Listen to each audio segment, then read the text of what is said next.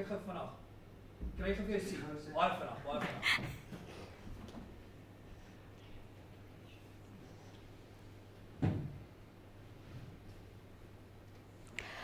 Good morning, colleagues, alumni, and students. I'm Verona Leonards, Director to the Research Entity Technology Enhance and Innovative Teaching and Learning and Training in South Africa. The topic today that I would like to discuss with you is the role of multidisciplinary research for the seamless integration of technology in the fourth industrial revolution. So I would briefly discuss with you the Industrial Revolution timeline, how higher education should look like in the fourth industrial revolution, how commerce education has adapted to the trends of the fourth industrial revolution, and then lastly I would conclude with the multidisciplinary research that we conduct in Talent SA and how we work with adapting to the fourth industrial revolution. Brian Pentris in 2018 wrote a book on the fourth industrial revolution, but also the different first three industrial revolutions that took place before the fourth industrial revolution. And he also looked very critically at how the times change in the educational sphere. In the 1828 roundabout, the world of postgraduate research started to adapt the German model for postgraduate studies because they realized that students don't all want to have the same course structure as it happened in the previous centuries.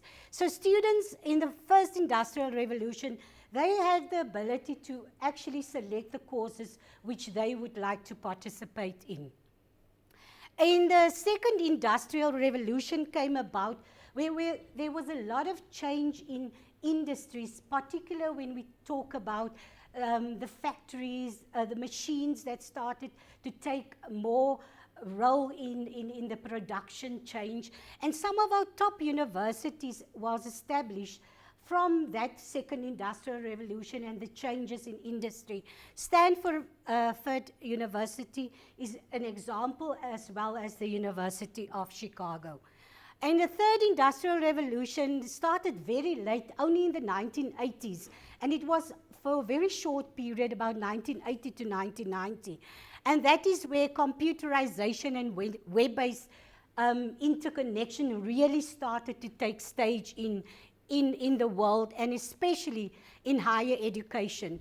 And that is where we started to have open education and massive open education resources. However, with the fourth industrial revolution, there was a big change, and it has to be handled in a totally different manner, because it's not just about the technologies, but also how we look at the revolution and timelines and the impact of how these systems has on higher education. So it's not just about advanced technological models, but we also have to take the social aspects as well into mind. So if we look at it, in the fourth industrial revolution, we still have MOOCs and open education, but now we have to be more cognizant how we actually interconnect the advanced technologies and systems, and how we have to use the systems in a more integrated manner and not just in a silo manner as it happened for many times. One of our top universities started with an open loop education system, which means students attend university up until 6 years. They study at university, they go back into industry, they work into industry, and they come back. And also the skills development and competency training level that came into place, and that is your access flip model. So John Williams from PwC recently wrote in an article is, what does higher education need to look at? We need to look at the demands of industry. What does industry require from our young graduates? How are young graduates really going to add real value to the business world? And we must not focus on task-based skills, but human-based skills like creativity, leadership, empathy. And many times we don't look at empathy as one of the skills, but that's a very important skill for the fourth industrial revolution. So in South Africa, what do we need to do? We have to reskill our workforce, and we have to upskill. And we also have to be aware of the emerging new trends in technology. And we have to focus in our higher education sector on harnessing the students' potential and not just dumping down a lot of information and knowledge into them. And in our curricula, we have to transform and decolonize our curriculum to improve the level of the outcomes that we work in. A recent study was said that 37% of the workforce are worried about the automating of systems, but 74% realize that they need to be upskilled. So, what do we do in commerce education, and how did we really react to the fourth industrial revolution? Very important, we use various methods of social media, and we really integrate it in our teaching and learning endeavors. Also, we have to select the most appropriate technologies, and that is what we do. We select the technologies, we test them, we evaluate them, and we reflect on it to see what is the best technologies for teaching and learning. We also develop different artifacts like games, mobile applications for teaching and learning, and we also re-look at the curriculum. How is the curriculum currently, and how do we have to transform the curriculum to adapt to the current changes? And we also look at e-assessment and how we can use alternative methods of assessment to actually adapt to the workforce out there. Okay, so in Talent SA, we are a vibrant young group of researchers, and we are really taking the fourth industrial revolution and the changes that happens. We are taking it seriously, and we want to optimize the quality of teaching and learning in the classrooms in higher education. So when we use technologies, we just don't select technologies for the sake of having technologies. We select the technologies which is the best technology, but with that, we also do research to see whether that technologies are the most effective ones for the context that we are working on. We also do a lot of artifact development for teaching and learning, board games where we not integrate just the knowledge of the subject disciplines, but we integrate a various levels of subject disciplines, different subjects. We integrate in a one game interface, and we also use different augmented reality, integrate the augmented reality with the games, and we also focus on those soft skills that we want our students to have. We also are very passionate about training and developing our young scholars or academia that comes into a system, because they are coming into a system bombarded by these technologies, bombarded by a curriculum which they have to teach. So what do? Simultaneously, we also upskill our academia. In our information systems, we use robotics to teach very complex programming skills where the students program the robotics, they play with the robotics, and then the program skills get developed. And we also use user interface evaluations on that.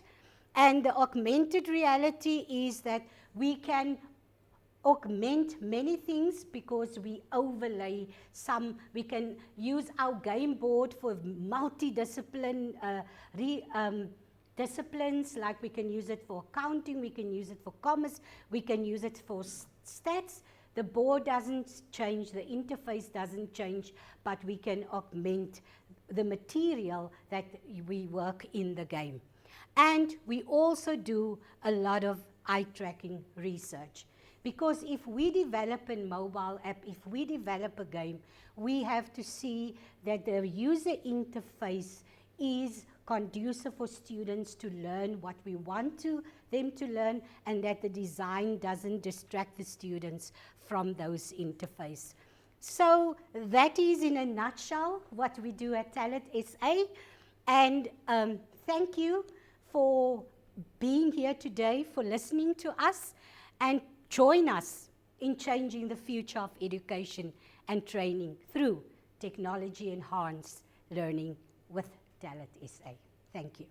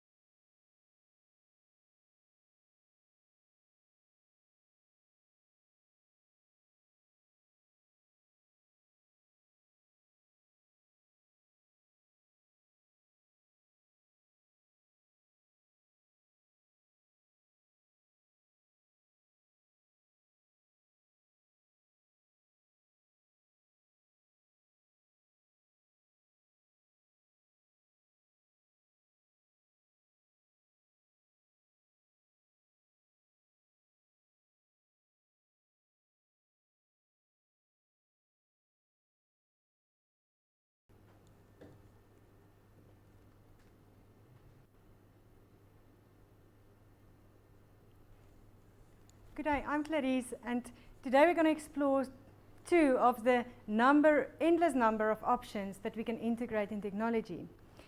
But before we start, it's extremely important to just understand something very small about technology and the role and the influence thereof. So some of you might recognize this picture. These people were responsible for the song Video Killed the Radio Star, which was the first ever song to play on MTV the day the channel launched. Not only did this song change the landscape of video versus radio, but it's also a song that explains how technology influences our lives. To me, it represents how technologies are still disseminating our everyday lives. We live in a time where we no longer know a world without technology.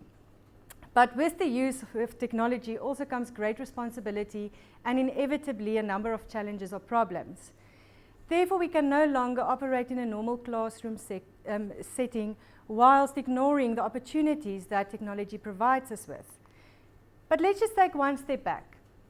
My colleague just spoke about the fourth industrial revolution, and if we look at where we started in the first industrial revolution in 1784, we now find ourselves in the midst of the fourth industrial revolution, where concepts such as the Internet of Things and digitization are the hot topics that we need to consider in everything that we do.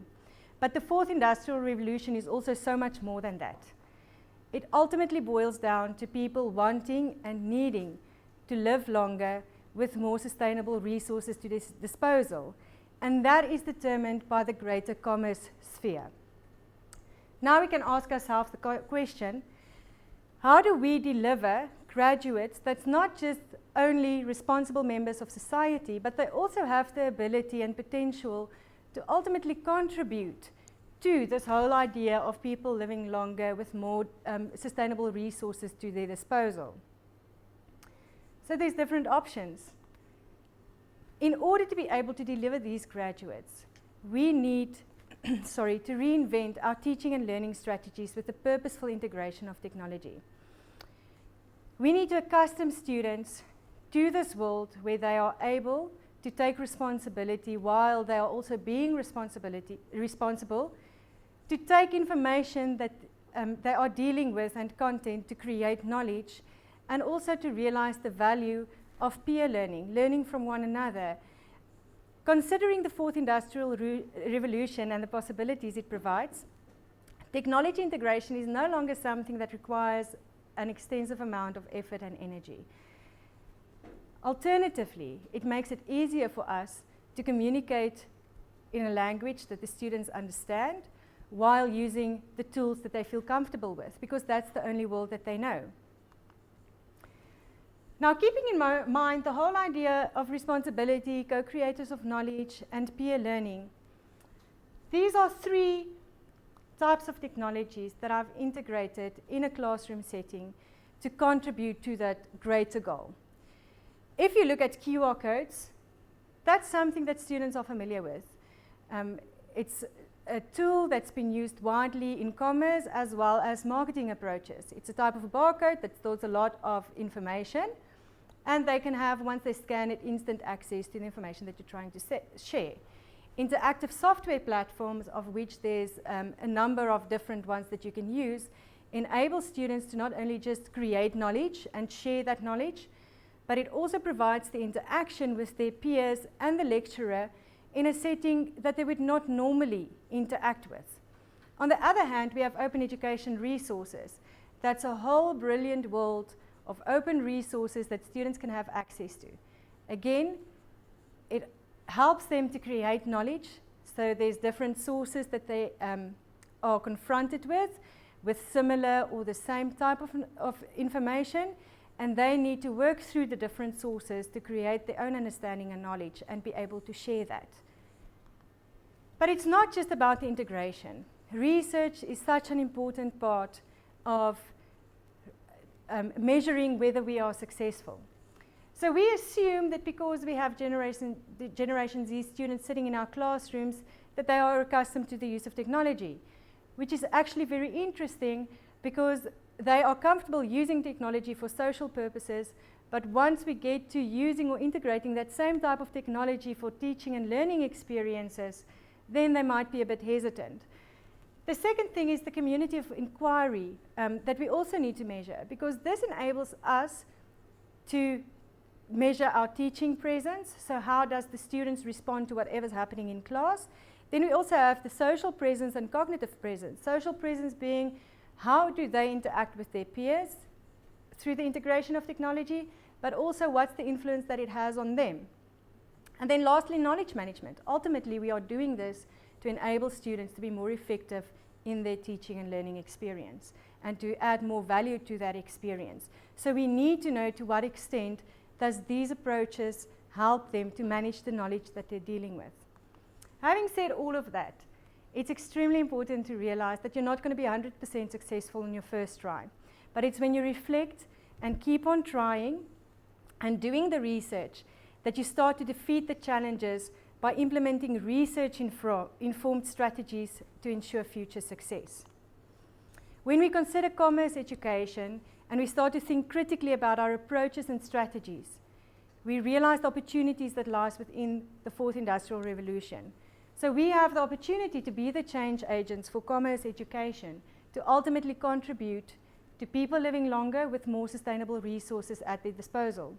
But we can only tap into these opportunities once we reconsider and reinvent our teaching and learning strategies to ensure that we deliver graduates who's responsible members of society, but also have the potential and ability to contribute to people living longer.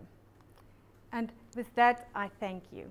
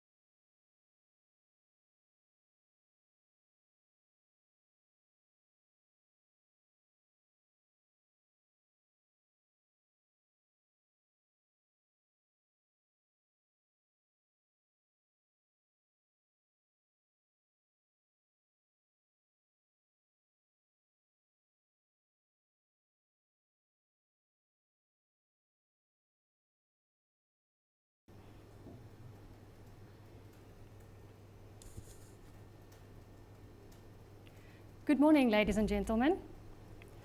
The sports industry has met technological innovation, and it has witnessed an extraordinary growth and expansion.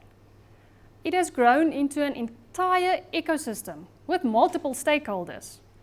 Yes, and it is constantly evolving, and it is expanding, mostly because of the billions of dollars that are actually dumped into the sports industry. We have seen that the sports tech industry is creating a lot of new opportunities. You know, clubs, managers, franchises, all of those stakeholders now have business opportunities never before.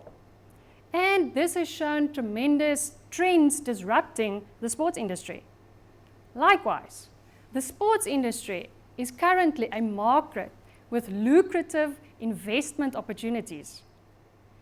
While we see that USA is still at the forefront of sports technology innovation, we are seeing other market players like Israel also entering into the sports technology market. In this regard, they have actually invested more than $4 billion into sports tech startup companies. With this, we have seen more than 1,000 new sports technology startup markets entering the sports industry. So what does this do with all of these new technology integrated companies? Well, it's disrupting. And where are we seeing it? We are seeing it in data analytics. We know it provides a competitive advantage, and it's there for market segmentation and supports training. Likewise, the media over-the-top explosion of digital created video and user-generated videos, social media and social platforms, has just changed the whole business model of media. Likewise, another revenue stream is wearables and performance enhancement technologies. In 2016, there were more or less 325 million wearable devices. It's expected to grow to 830 million by 2020. We are almost there. We have also seen that stadiums now use technology so that they can engage with their fans and they want to boost their attendances. Fan engagement has actually become a commodity, and there are new strategies that are followed by sponsors and broadcasters and event managers. Likewise, the sponsorship asset has just gone beyond the traditional formats, where they again just include new digital platforms because they want more direct, connected communication with their target market. Then the last disruption in the sports industry is that of esports. It has grown beyond football worldwide. In Asia especially, it has seen a tremendous growth, and it is fixed on the younger generations, mostly the teenagers, but also the 18 to 34 years of age. Did you know that the eSport world champion is a 16-year-old boy from Pennsylvania, and he won $3 million? That is actually more than what Rafael Nadal won for winning Wimbledon. You can see how disruptive this is to the sports industry. Well, what does this then mean for the future? Research already published in 2013 by Oxford showed that the likelihood of computerization influencing specific occupations shows that things like a sports referee, umpire, and other sports officials are among the top 30 occupations with a 98% chance of risk being excluded in the future, being automated in future. Well, we know that the changes in the job market is monumental. It is estimated that by 2022, 75 million jobs would have disappeared, and 133 new job types will appear. So what does this mean to our students? Because the work market looks differently. It means that they need different skills. With big data and mobile internet, artificial intelligence just entering the sports industry, what skills do the students need to be successful? According to the Future of Jobs survey in 2018, students will need the following skills: analytical thinking and innovation, complex problem solving, critical thinking and analysis, reasoning and ideation, They need to be creative and original and initiate new things. Interesting. They need to pay attention to detail, but they also have to be trustworthy. Emotional intelligence is still high on the list. So too, leadership and social influence. Don't throw away coordination and management, and all being learned through actively taking part in the process. How then do we teach our students these skills? Well, in my sport management module, I assess them by using vlogs. Not a normal class test, but they had to create a vlog concerning the module content. What is a vlog? Well, it's a video sequence where the user has to stand on this side of the camera and talk into the camera explaining a specific concept. They then have to edit it, show a bit of technical skills, upload it onto a digital platform, and then other users, their peers in class, could then leave comments and they could interact. So by integrating technology and asking the students to create new content and then to share it, and through peer reflection, I saw that my sport management students developed the following skills. They definitely mastered the content. They were creative and innovative in the way that they packaged their videos. They had to learn how to solve technical problems, and they had to learn how to coordinate and manage their time. They definitely had original ideas. They made those vlogs interesting and fun for me to watch, even for their peers. And they were great in linking the module content to their real-life experiences to explain the content. I think this manner of assessment gave them autonomy, and that is also included in self-directed learning. Likewise, I could see how their organizational skills and how their preparation increased as they prepared these vlogs. I think they also learned how to communicate meaningfully and authentically. Their articulation of the terminology used has really improved, and I also could see how their self-confidence increased. Reflective learning was part of the learning cycle, and so too I think it increased self-efficacy. And through the peer feedback, I could definitely see that their interpersonal skills also improved. The students really gave me enriched content, and they showed that they understand the knowledge, the content, and that they could apply the knowledge that they acquired. Yes, they did communicate a little bit of anxiety, it's true. However, through good preparation and a structured vlog, they were still able to create something authentic and good, and they still managed to connect with their audience. So in using vlogs as an assessment method, I think that we succeeded in creating skills and developing skills in students, giving them the ability to go into future jobs that don't yet exist. But that means that we are creating leaders that will be successful in the sports industry. Maybe there are other students out there who has an idea of specific research to do in sport management and how we can incorporate more technology into our modules. If that's the case, then take action and become part of this research entity where we want to change the future of teaching and learning through innovative technology use in our classrooms. The fourth IR has created a condition for universities, and we need to adapt. The way that we teach and what we research not only has to improve the skills and the employability of our students, but it also has to impact the economy and the society. So universities really need to optimize the role that we have to play in reconstructing the future of South Africa. And we will do this by integrating technology into our classrooms and therefore preparing students with skills and abilities so that they can be successful in their future jobs. Thank you.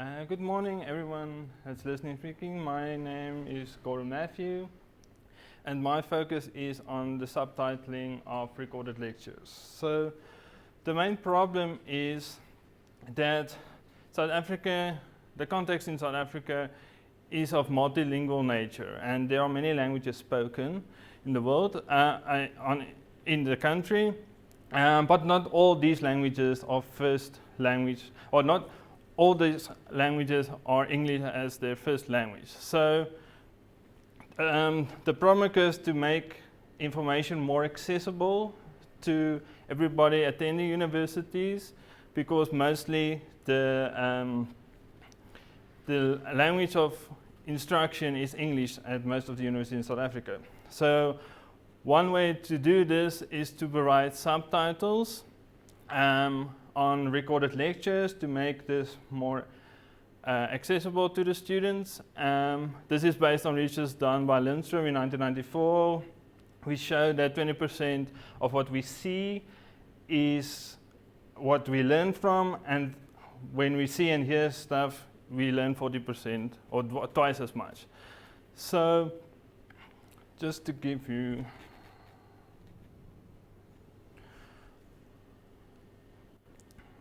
we'll stop that there.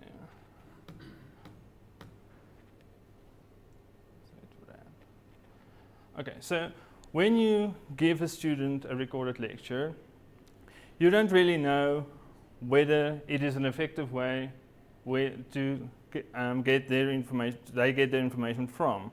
You don't know where they are looking, if they're looking at the correct stuff while they're there. So one way to solve this problem or analyze this problem is the use of eye tracking. So basically in eye tracking you use two types of measurements.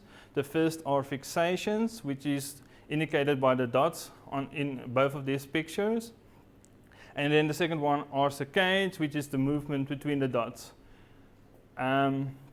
So by combining how many fixations there are on an area, or how the fixations move from one point to another, we can determine certain attentions, where the attention of the students are and what they are. Just to give you an example, so this is mainly the two types of eye trackers we use. The one on the left is called the remote eye tracking device, which is a unit that fits underneath a screen and is non-invasive, and the students just go on with what they are doing. The second one is the eye tracking glasses, which is more for mobile applications like mobile apps and game development. Okay, so just to give you an example, the first one on the top, we can see that the student only looked at the subtitles and never at the lecture. So that could mean that they are more adapted to reading in the English language and not more focused on the student. The other one next on the right of that shows that the student only focuses on the lecture. That could mean that they either could not follow the subtitles, or they're more adapted to looking at a lecture in the classroom rather than reading stuff on the screen. Then when subtitles on the bottom left, you can see that while the lecturer is describing the graph, the focus is more on the graph rather than the subtitles at the bottom, which means that their attention is allocated at the correct place, otherwise they won't understand what the lecturer was saying. And then the ideal solution for subtitles is the one on the right bottom, where there is a constant jump between the lecturer's face and the subtitles to see nonverbal cues and stuff like that. So that is just one type of view that we can do with the eye tracking. The other thing, which is more a quantitative measure, is we can select the areas and indicate areas of where the students look. So in this case, participant 1 plus participant 2. Participant 2 spent more time in the lecture with the lectures phase, but also more time in the subtitles, which means there's less time on the rest of the screen. So that's quite an ideal situation compared to the one on the left. Another sort of extra skill that is obtained while watching subtitle recorded lectures is language acquisition. So, as Almeida Costa in 2014 said, watching subtitle programs might result in different kind of language acquisition. So, they learn the meaning of words, they learn how expressions work, how standard sentences are constructed. They can distinguish between separate words. They identify word pronunciation and can construct correct sentences just by having the subtitles in the recorded lecture. So there are 5 reasons why the subtitles are effective for language acquisition. The first is the students infer meaning of the words. So by also looking at the pictures and then the sounds, videos are generally easier to learn from and they minimize the fear of failure. Students are engaged with new words and new concepts without really realizing it. Hearing the language in a positive way influences their language and also their communication skills. So, as mentioned, the benefits for subtitles are improving accessibility to non-native speakers of English. You can identify where the students put their attention, language acquisition and vocabulary learning, and identifying problem areas in learning. But there are other things that eye tracking is also useful for. For instance, reading intervention. We can analyze how students read, at what pace they read, where they are concentrating on which words. We can also use eye tracking for usability studies to see if layouts of certain websites or games are effective enough where the students can get the information from, and also can assist us with game development and design. Thank you.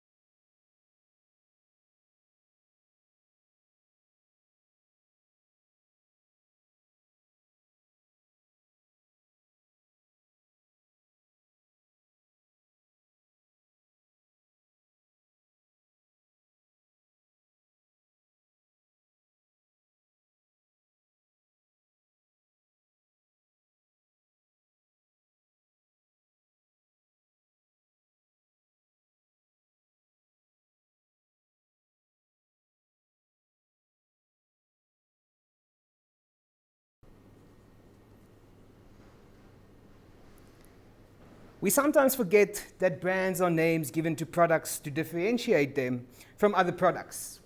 But at some point, that brand is conceptualized by a specific individual. An individual who faced a problem and wanted to find a way to address that specific problem. An example of such an individual is Henry Ford. Now, what he basically did was his dream was to make transportation accessible to everyone, without even taking into account how his automobile, I had to study that because I don't know the word, will really impact our society. Ford never planned that what he does, or making this dream of making automobiles accessible to everyone, will ultimately impact how we design cities around roads. He never thought about what it will do with our relationships, because now, thanks to this, you can go visit people. He never thought of the impact of making this dream a possibility on ultimately destroying our environment and our ecosystems due to CO emissions. So the fourth industrial revolution will not change only what we do, but also who we are. This is something that we tend to forget when we are talking about the fourth industrial revolution. it's something that we skip in the debates of the fourth industrial revolution. What will be the impact of the fourth industrial revolution on our individual or personal brands, and also the brands of different organizations in general? You see, it's really easy to focus on what skills we need in the fourth industrial revolution. The problem is we need to think a bit harder about how this revolution will change who we are. So you see, the fourth industrial revolution are changing organizations, and we can see this. Organizations are forced to change their business strategy. They also start to focus more on what is the skills that my organization needs in the specific future for it to carry on and to survive the fourth industrial revolution.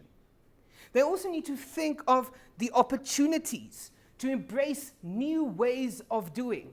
The idea of the organization as this fixed space is changing and being reconceptualized. And in this new ways of doing, we need to look at who is all these different stakeholders that we need to start to engage and collaborate with in terms of making this idea of taking our identity into account in the fourth industrial revolution a reality. So we can find a couple of examples of organizations already embracing the fourth industrial revolution and all its different opportunities. An example of an organization rethinking their business strategies is, for example, Microsoft Japan. They have started to experiment with a 4-day working week, and they have increased their productivity by 40%. IBM, through their Digital Nation Africa initiative, is providing free digital learning platform where individuals can learn skills like artificial intelligence, what is the Internet of Things, and what is computing and clouding and all these different aspects. Many individuals are also embracing the freedom of not being office-bound anymore. In South Africa, we have a huge amount of people semigrating from city areas to coastal areas, where it's a better way of life, thanks to the access of internet in different areas. Being office-bound is no longer a reality. We can now work from home. And then lastly, Nestle is experimenting with platforms like Facebook Workspace in creating an international platform where all their different sites of delivery or different organizations can ultimately collaborate creatively with different organizations. They actually realized that they had a 25% increase in engagement on their Facebook posts in countries or developing countries like Africa, the Middle East, and all these different areas. So what is the implication of this fourth industrial revolution on branding? We see that the business environment is changing, but ultimately this will also change our brands and how they operate. So first we need to take into account the individual. They need to start thinking about what is their personal brand, what is their identity, and how does it fit into this broader society that they function in? How can they contribute to the betterment of society? Secondly, individuals need to align themselves to organizational objectives, while at the same time being an advocate for the changes that are needed in society.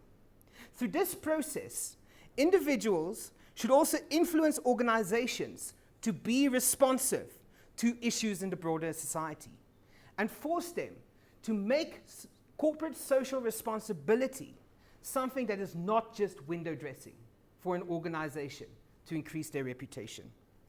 Through this interplay of the individual will ultimately identify their specific personal brand. This is just my idea. It's not cast in stone. It's not based on years of in-depth research.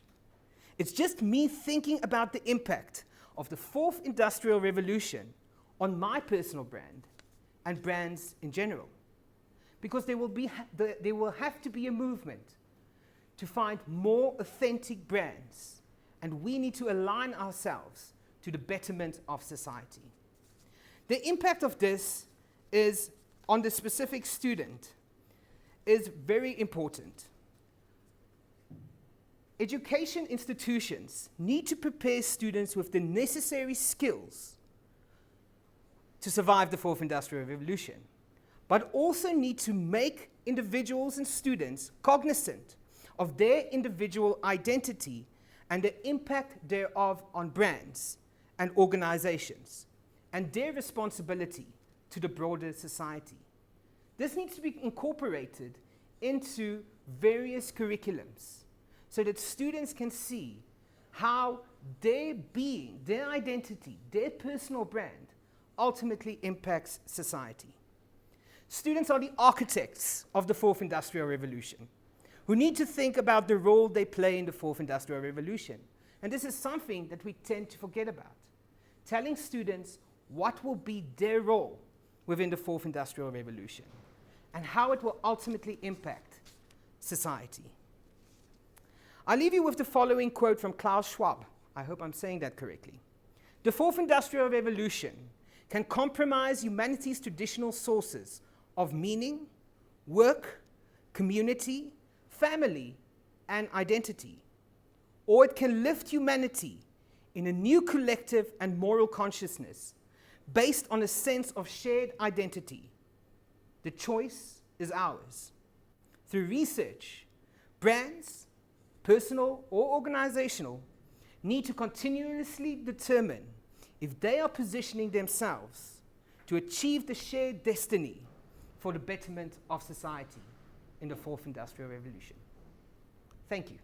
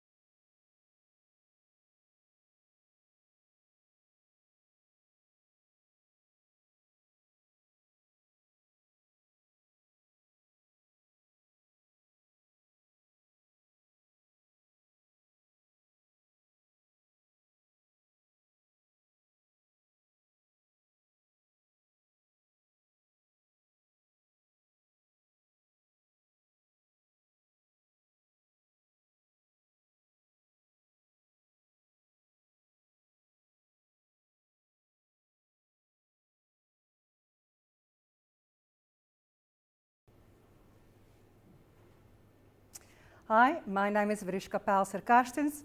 I'm from the School of Accounting Sciences, and I'm here to present the fun stuff, games, more specifically, serious games as a tool for technology integration in the classroom. Traditionally, we hear about the method of talk and chalk. That's where the lecturer stands in front of the class, writing on the board, reading from a textbook. And the students have no interaction with the lecturer. Unfortunately, when you use the method talk and chalk, the students never have the opportunity to draw their own conclusions as well. So it's a no-no. We don't want the traditional method of talk and chalk. Think for yourself, how can I teach you by standing in front of a board how to drive a car? How can I teach you by reading from a textbook, standing in front of a board, how to knit a jersey?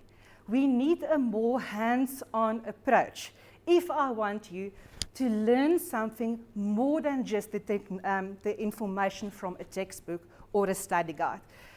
What else? This is echoed by the industry. Industry says there's a gap between what's happening at university and what's happening in the boardroom. Their sentiments are students do not know how to think critically in the workplace. They do not even know how to speak to one another in the boardroom. Students don't know how to cooperate with one another. Those are some of the top 5 skills. There's a list, skill number 1 to 20, skill number 1 to 10. But most importantly, It's between me and you. How do we work with one another? As well as how do I critically think? How do I use the knowledge I've gained in a textbook, in a study guide, and how do I apply it in the workplace? So it's a burning issue, and it becomes a burning issue for us as lecturers. It becomes a burning issue for teachers at school, because we now need to step back, step away from talk and chalk, and we need to rethink how we teach. We need to rethink how we assess. Are we just equipping students with talk and chalk to pass exams? Or do we want people, students, with lifelong learning and skills in the workplace? So we need to reconsider the fourth industrial revolution. What is expected from us as lecturers, as students, as teachers? What do we need to teach in the class? And also focusing on our students, the student voice. Who are they? Who's sitting in our classroom? What do they need? I belong to the School of Accounting Sciences, and we adhere to SAICA, the South African Institute of Chartered Accountants. They give us rules and regulations, textbooks, study guides, but they also inform us.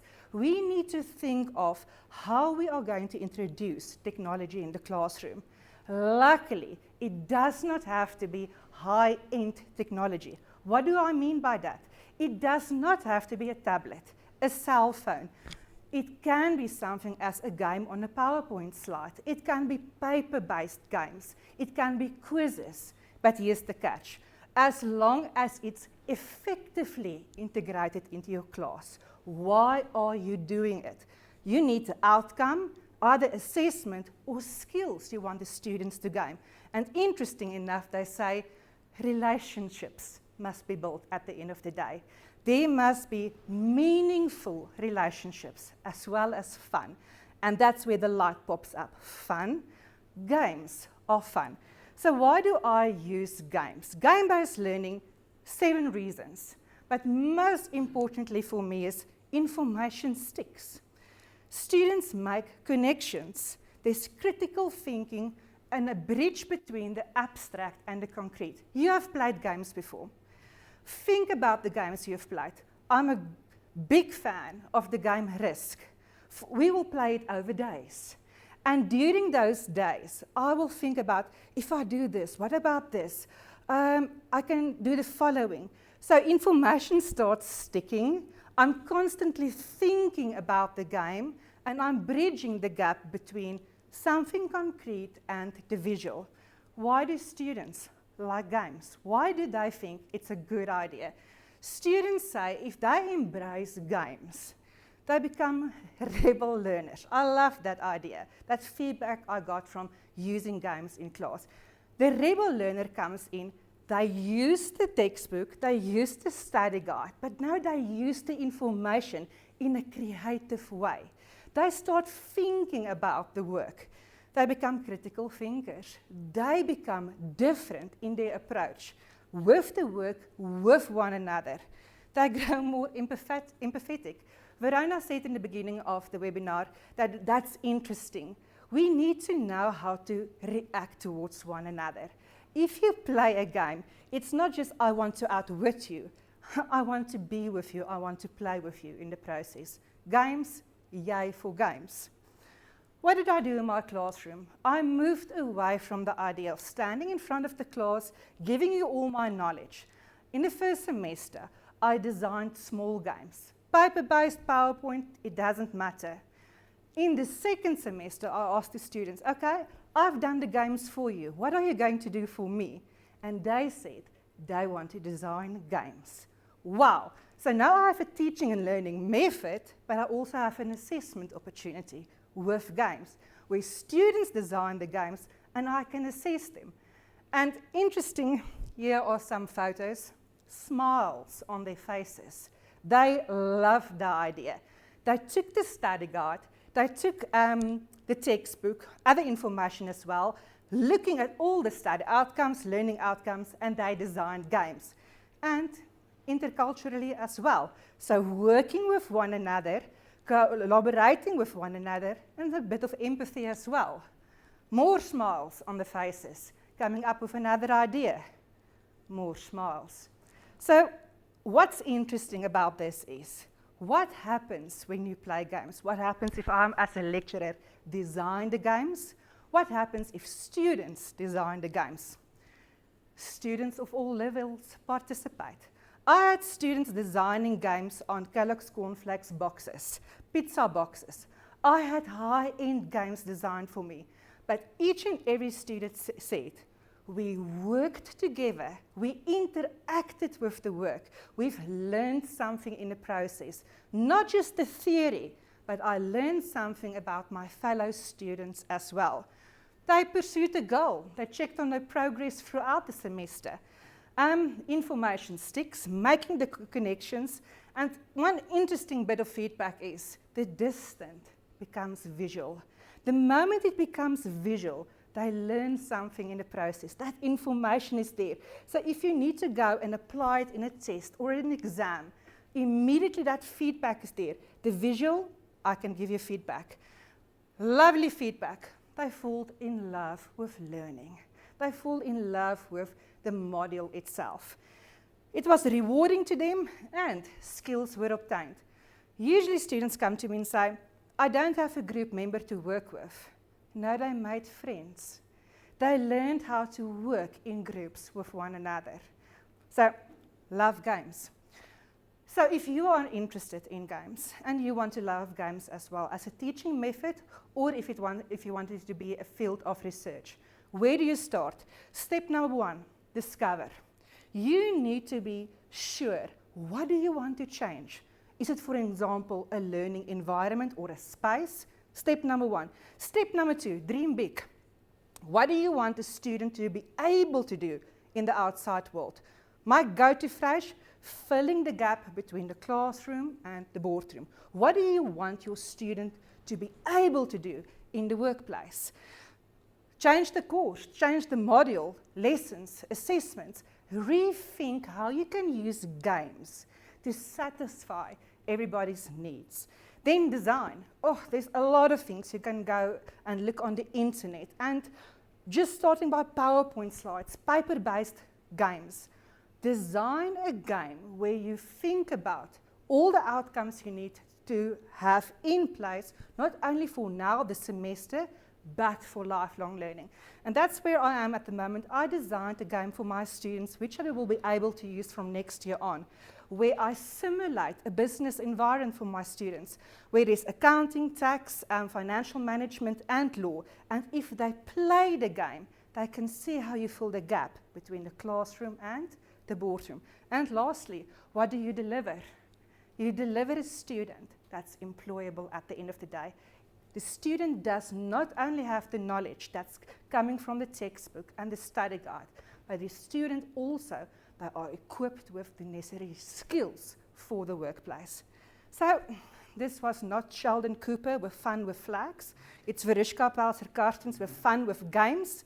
So if you're interested in games, please mail me. I will definitely assist you. Thank you.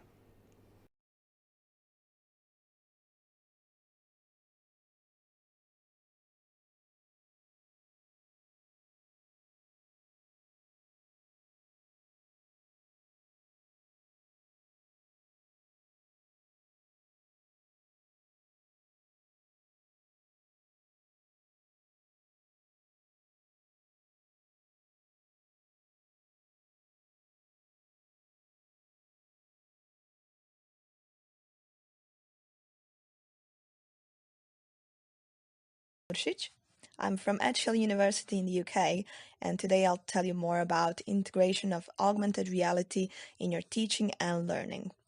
Our first question today is how to teach digital natives. So we use textbooks while they use phones. We spend hours sharing factual knowledge while they already have it accessible on their phones through internet. We expect them then to learn and recite those facts, even if in a few years' time we'll have new, updated facts. Our ways of teaching and assessing knowledge are definitely obsolete. Unfortunately, my whole education, all 19 years of it, can now be replaced with just 2 words. Hey Alexa, what's the 32 Celsius in Fahrenheit? How do I spell hippopotamus? And why does a banana have more calories than an apple? So, no matter what you need, from apples to quantum physics, internet will know it. You only need to search for it. Just searching is not that easy. Navigating through this ever-growing box of information is a crucial skill. We all want our students to successfully manage these digital systems. We want them to find credible information and to stay safe. In other words, we want them to be digitally literate. That includes numerous functional and transferable skills, but all of them often end up on the end of our resume saying, I'm proficient in Microsoft Office package. Getting our students from there to handle an innovative technology like augmented reality, it seems like a big skills gap to cross. But in reality, it's more available than ever. It requires zero programming, it's absolutely free to use, and now it's available on any smartphone device. Digital literacy and technology is certainly fun, but why should you invest time into teaching it? Well, being able to use technology can drastically decrease the workload because we can delegate some tasks to computers and we can access information quicker. At the same time, job market is in desperate need for people who can create and manage the digital world that's rapidly developing around us. Together with effective communication, digital literacy is the only skill that appears on every single job ad on the market. Therefore, it's important for each and every student in our educational institutions.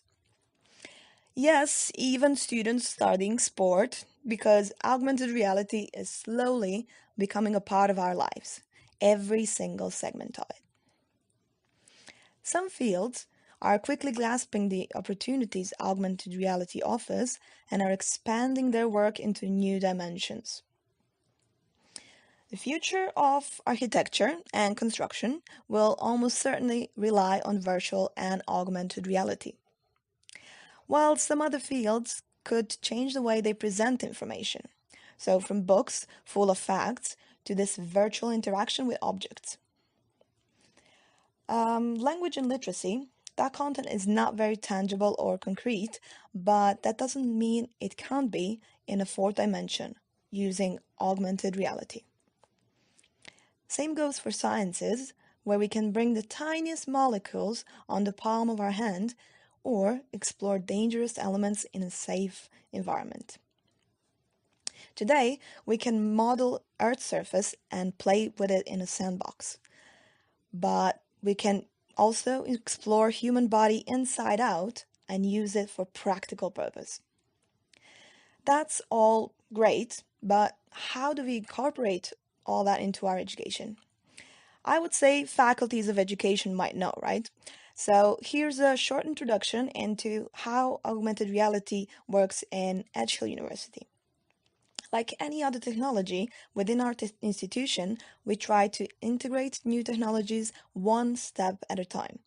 This means that through this technology pathway, we lead our students from playing with technology, then learning with technology, to confidently creating it themselves.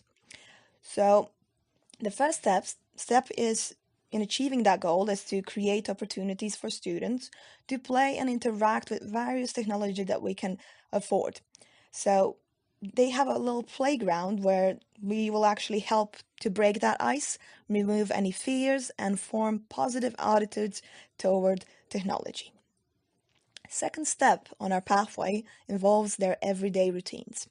We are trying to make our students' lives easier by integrating downloadable lecture materials on top of their calendars.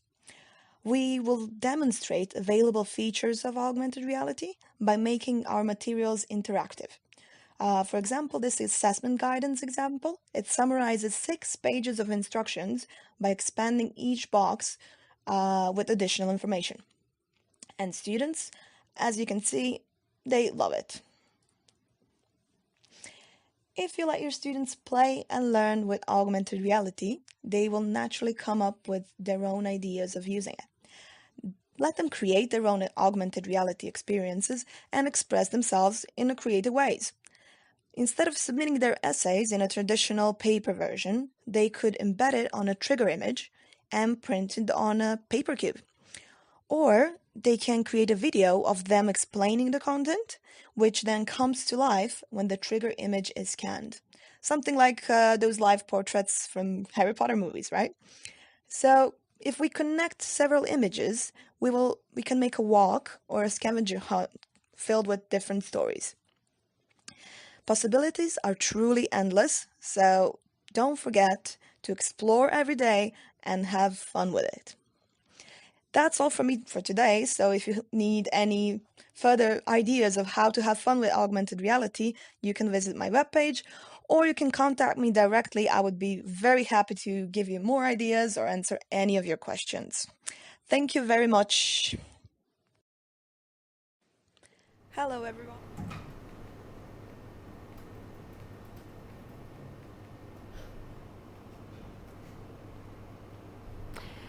Hi everyone, my name is Michelle Groenewald and this is Karu Jans van Rensburg. We are both economists, surprise, surprise, here at the NWU. So what we're going to be discussing today is how to use tabletop teaching for the fourth industrial revolution, and specifically how it is that board games can complement the fourth industrial revolution. So I think you've already gotten a really good introduction when we had Vrishka presenting. So seeing as we are economists, we have a more focused discipline, obviously, and a real focus on specifically the power that economists have and how we want to ensure that we capacitate future economists to ensure that they're going to make a positive change in a South African economy that desperately needs it. Right, so I think you will have seen a fair amount of research from the World Economic Forum. But their Future of Jobs report really contextualizes the importance of the skills that there are within the fourth industrial revolution that are going to be required by the year 2020. I think the reason why we wanted to juxtapose not just the skills that are going to actually be required for 2020, but also those skills that are not going to be as necessary by 2020.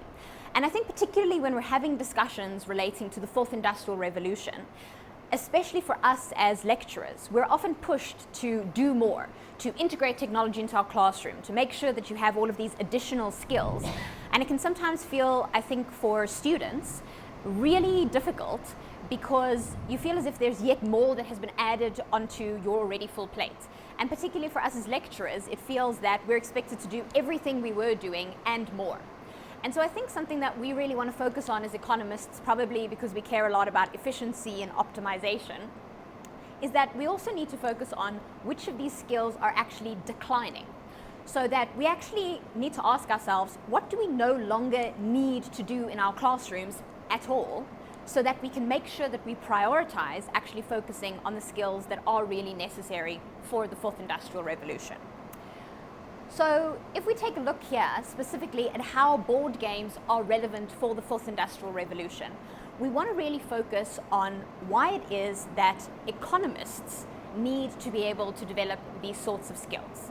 And so much as we are a multidisciplinary research unit, we do acknowledge that even if it is unfortunately the case, in most instances, the economists that we are training up are going to be the most influential social scientists. So that's not to say that there shouldn't be collaboration between different types of social sciences, but we're really emphasizing the importance of those highly influential potential policymakers making sure that we have economists that we're sending out into the South African economy that are really able to encapsulate the types of skills that are needed for the fourth industrial revolution, right? So if we take a look at the importance for critical and analytical thinking, so Karu is going to discuss this more in depth by relating this to the problem that we're currently seeing with the way we teach economics. But really, really important to understand is that the people who are making decisions about what is going to affect every single South African citizen in their everyday lives, about what interest rates are going to be, about what the number is going to be that we give out in terms of social grants, about what types of employment opportunities are going to become available. These are all economists making these types of decisions. And the problem is that economists currently, the way in which we're teaching them, is that they don't have the ability to critically engage with the information that they've been given. We're simply teaching economists this is knowledge.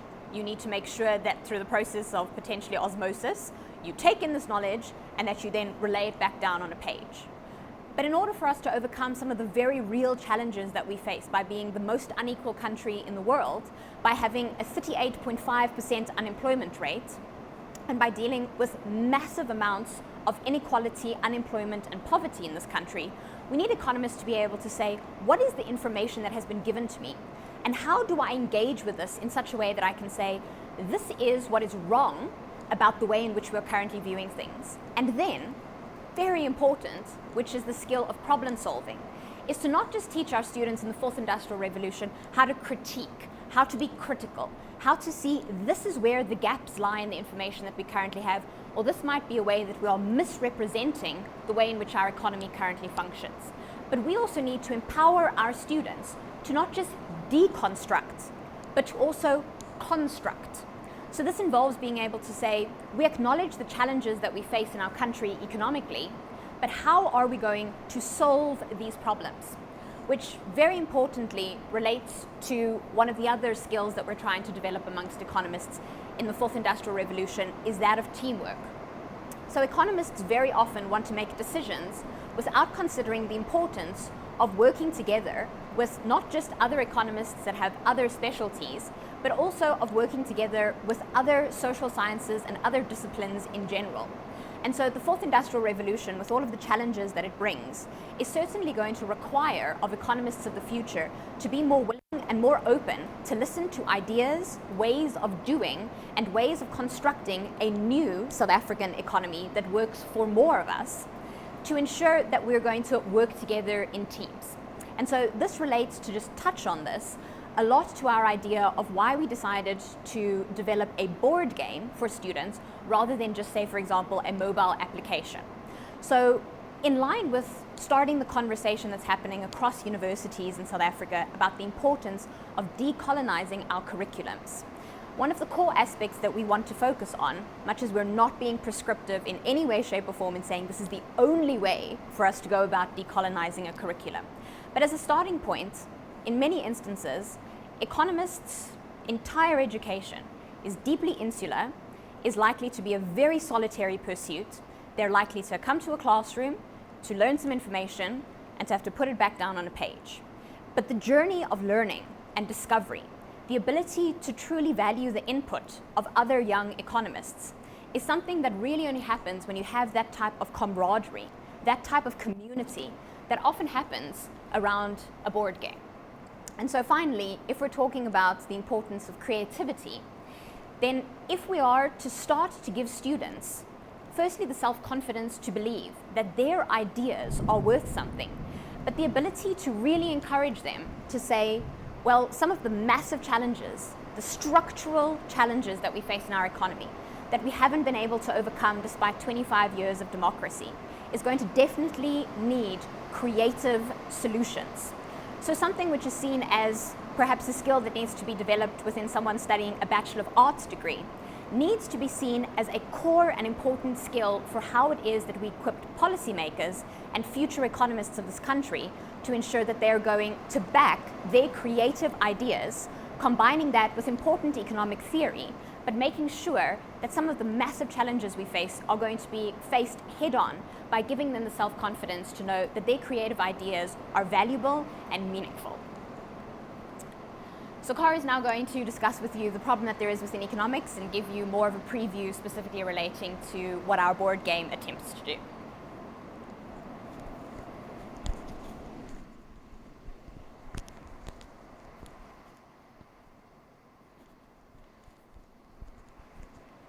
Okay, thanks Michelle, I really appreciate that. So now we have a pretty good idea after all of these presentations of what we can expect and what we want our students to be able to do in the fourth industrial revolution. Like, times are changing and we need to make sure that our subjects are changing along with it. In economics specifically, a big problem that we are seeing is a very insular way of looking at how to analyze the economy, how to understand the economy, and then how to come up with solutions within that economy. In economics, as it is currently taught across the world, we teach neoclassical economics. It's one very narrow, very specific way of understanding and looking at the economy. And that limits a student's and an economist's ability to approach problems. It limits the way that they can understand those problems, and it limits the answers they can give and the solutions that they can come up with. So it limits their creativity, it limits their critical analysis skills. So we, through this board game, are going to try to address this. Now, there are many schools of thought, many alternative understandings and approaches to the economy that we are not teaching. And through this board game, we're going to try and introduce pluralism into economics, into our curriculum. What we're doing with this board game is we have 4 schools of thought. These aren't the only schools of thought, but they are the most predominant schools of thought, and already are 3 more than that students usually get taught. Right? So neoclassical economics is the one I just talked about, the mainstream, the normal economics that students get taught at universities. This views the economy through a lens of kind of seeing government as the antagonist, seeing government as unimportant, only there to provide an environment for business, and the market is very important, right? Alternatively, Marxism, I'm sure some people have heard of. Marxism is a different view of the economy. We see the government as playing a more important, active role in influencing the market, and also see labor as having been oppressed, and so active policies need to be implemented to protect labor into the future. We also have post-Keynesian economics. Post-Keynesian economics is also sees the government as playing an important active role, but not overly active, rather try to influence the demand of people in the economy. So typically you would see an increase in minimum wages to try and get people to spend more in the economy. And then we have Austrian economics, which is on the far other side of economics, sees the individuals as they should have a lot of autonomy, very little government intervention, and the market is absolutely important, right? So there we can already see, here are 4 schools of thought, 4 different ways of understanding the economy. If you didn't understand, and if a student doesn't know these 4 ways of looking at the economy, they would assume that the neoclassical perspective is the only perspective. They would approach every single problem with only that one understanding. They wouldn't be able to be critical of policy in a way that they could be if they understood a broader perspective of economics. And that is what we're trying to introduce throughout this game. So the game gives, our game lets each student or each player play as a different faction, one of these 4 schools of thought, and they have to try and influence the world economy to look the way that that faction would want the economy to be, right? So this makes sure that each student has to really have a good grip of what each school of thought does. But not only that, they have to understand what the other schools of thought does and what the other schools of thought want in the economy. Because now they can think, for example, a Marxist might agree with the post-Keynesian on certain issues. I mentioned a minimum wage earlier. They might both want a higher minimum wage to protect labor. In that way, those two can work together. So it teaches the student also that kind of team building skills that we've been talking about, that interaction. Sometimes they'll be against each other, sometimes they'll be working together. And in this way, we're trying to make sure that the board game shows them that economics can be approached not from this narrow perspective, a broader, more holistic understanding of the economy. Thank you very much for listening. If there are postgraduate students out there that want to work with us on this research, please don't hesitate to contact us.